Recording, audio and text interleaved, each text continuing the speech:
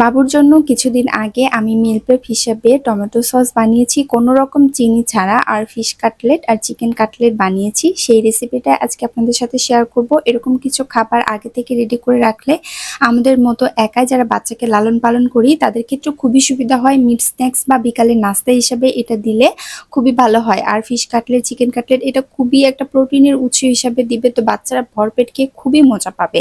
তো hello everyone, welcome back to my channel. আশা করছি সবাই ভালো আছেন, সুস্থ আছেন। ওয়েলকাম করছি আমার নতুন একটি কুকিং ভিডিওতে।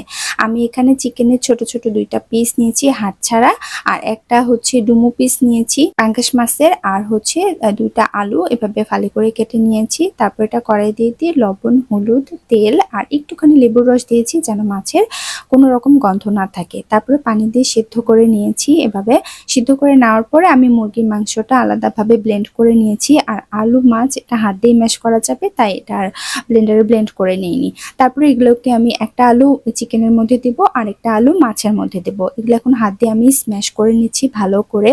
অনেক বাচ্চারা আছে কিন্তু মাছ মাংস একদমই খেতে চায় না, তো এভাবে প্রিপেয়ার করে দিলে তারা কিন্তু অনেক মজা করে খাবে।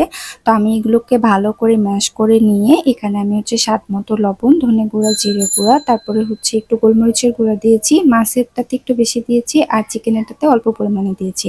তারপরে এখানে ম্যাজিক মশলা অ্যাড করেছি, মানে ম্যাগি ম্যাজিক মশলা। তো এটাতে একটু ঝাল থাকে, আপনাদের বাচ্চাদের এজ যদি আরো ছোট হয় আর যদি ঝাল না খেতে পারে তাহলে এটাকে স্কিপ করতে পারেন। আমার বাচ্চার বয়স 2 বছর, তো মোটামুটি একটু হলেও স্পাইসি খেতে পারে, যার কারণে এটা অ্যাড করেছি। তারপরে আমার পছন্দ মতো শেপ দিয়ে দিয়েছি গোল গোল করে। তো বিভিন্ন কিন্তু মানে শেপ কাটার পাওয়া যায় কার্টুন টাইপের, তো ওগুলো দিয়ে যদি কাটা হয় এগুলো আরো অনেক আকর্ষণীয় হবে। তো এইভাবে বানিয়ে দিলে বাচ্চারা আরো অনেক মজা করে খাবে।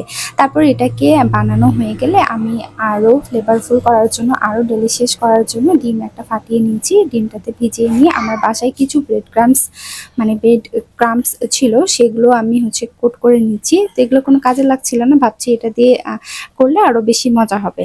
তারপরে এগুলোকে সবগুলোকে কোট করে নেওয়ার পরে আমি এটা ডিপ ফ্রিজে রেখে দেবো। আপনারা চাইলে এই পার্টটা স্কিপ করতে পারেন, একবারে ব্রেড ক্রাম্পস দিয়ে যে করতে হবে এমন কিছু না, সোজাসুজি বানিয়ে আপনার ডিপ ফ্রিজে সংরক্ষণ করতে পারেন।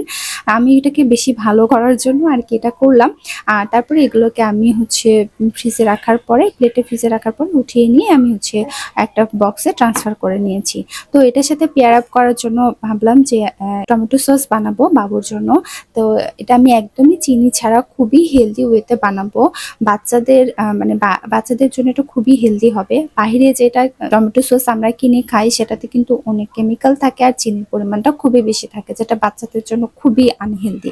তো এখানে আমি 250 গ্রামের মতো টমেটো আর হচ্ছে কিশমিশ, খেজুর নিয়ে নিয়েছি। এগুলোকে ভালো করে ধুয়ে কড়াই দিয়ে 2 টুকরা আদা আর 1 কোয়া রসুন দিয়ে পানি দিয়ে সেদ্ধ বসিয়ে দিয়েছি।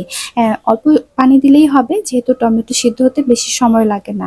তারপরে এটাকে থকথকে করে সেদ্ধ করে নিয়েছি, মানে পানির পরিমাণটা একদম আটিয়ে নিয়েছি। তারপরে এগুলোকে ঠান্ডা হয়ে গেলে আমি ব্লেন্ড করে নেব। আমার বাচ্চা তো টমেটো সস খেতে খুবই পছন্দ করে। দেখা যাচ্ছে বাসায় কোনো স্ন্যাক্স আইটেম আনা হলে টমেটো সস দিয়ে আমরা খেতে চাইলে আমাদেরটা নিয়ে ও কাড়াকাড়ি শুরু করে দেয়, যেটা খুবই আনহেলদি। ওর স্বাস্থ্যের কথা চিন্তা করে আমি হচ্ছে ওর জন্য টমেটো সসটা বানাচ্ছি। আর এখানে যেহেতু কোনো প্রকার চিনি ব্যবহার করা হচ্ছে না, তো এটা বাচ্চার জন্য খুবই হেলদি হবে।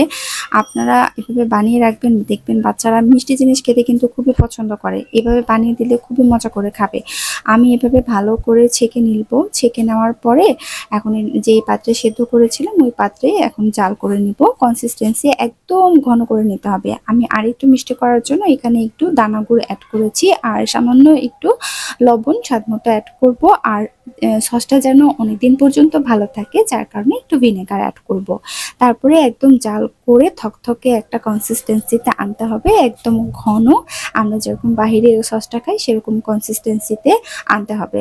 আনার পরে এটাকে আমি সংরক্ষণ করে রেখে দিব কাঁচের জারে। মানে কাঁচের জারে সংরক্ষণ করলে ভালো হয়, তাহলে এটা অনেকদিন ভালো থাকে। আপনারা চাইলে বেশি করে বানাতে পারেন, তাহলে বেশি করে বানালে অর্ধেকটা হচ্ছে ডিপ ফ্রিজে রেখে দিবেন। আর এটা কিন্তু 2 থেকে 3 মাস ভালো থাকবে নর্মাল ফ্রিজে রেখে দিলে। আমি আর কাঁচের জারে অবশ্যই রাখার চেষ্টা করবেন। এই তো আমার টমেটো সস একদম রেডি।